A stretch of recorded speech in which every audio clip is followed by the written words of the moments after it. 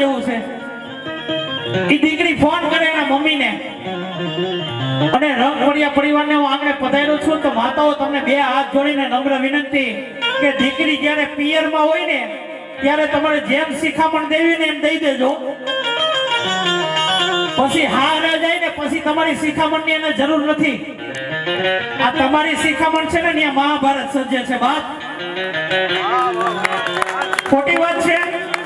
આ મારા વડીલોને ખબર ન હોય, પાછળથી ફોન થતા હોય, દીકરીને અહીંથી ફૂંક મારવામાં આવે કે બેટા તારે આમ કરવાનું, તારા હાવ કઈ પણ આડાવડા થાય ને એટલે ફર ઉડાડી જ દેવાના.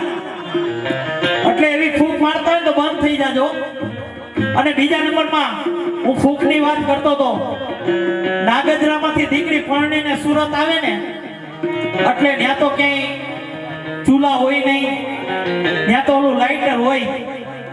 એટલે તરત જ દીકરી મમ્મીને ફોન કરીને મમ્મી અહીંયા ક્યાંય ચૂલો તો છે નહીં તો મારે ફૂંક મારવી ક્યાં.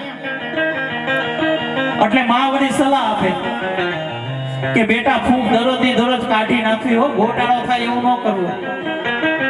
પણ મમ્મી મારે મારવી